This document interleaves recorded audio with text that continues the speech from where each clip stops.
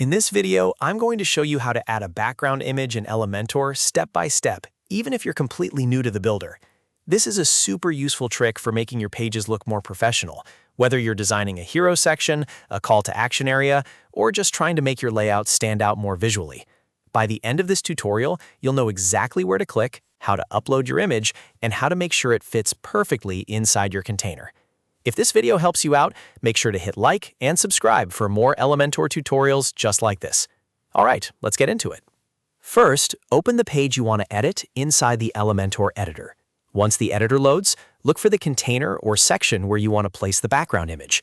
You can click the 6-dot icon at the top of that container, or if you prefer a more organized view, you can open the navigator or structure panel and select the exact container layer from there.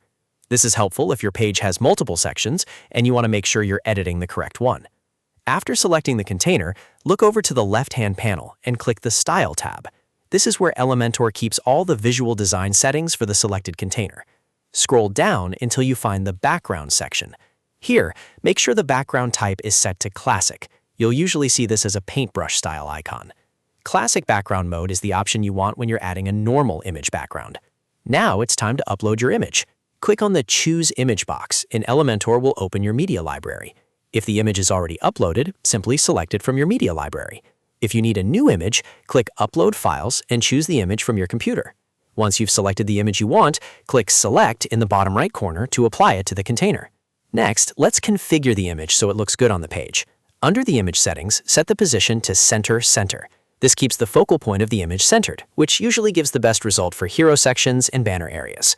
For attachment, you can choose Scroll for a standard background that moves normally with the page, or Fixed if you want a parallax style effect where the image stays in place as you scroll. Then set Repeat to No Repeat so the image doesn't tile across the container. Finally, set the display size to Cover. This is one of the most important settings because it makes the image fill the entire container and adapt to different screen sizes without awkward gaps. If you've added text over the image and it's difficult to read, you can improve that with a background overlay. To do that, scroll down in the Style tab to the Background Overlays section. Click the Classic option there, then choose a color like black or dark gray. After that, use the opacity slider to darken the overlay just enough so your text becomes clear and easy to read. This is a great way to keep your design looking clean while still making sure your content is visible. If the image appears too small or it looks like a thin strip, the issue is usually the container height. To fix that, go to the Layout tab of the same container. Look for min height and increase it by dragging the slider or typing in a value manually, such as 400 pixels. Increasing the height gives the background image more space to display properly and helps create that full-width, full-section look most people want in Elementor designs.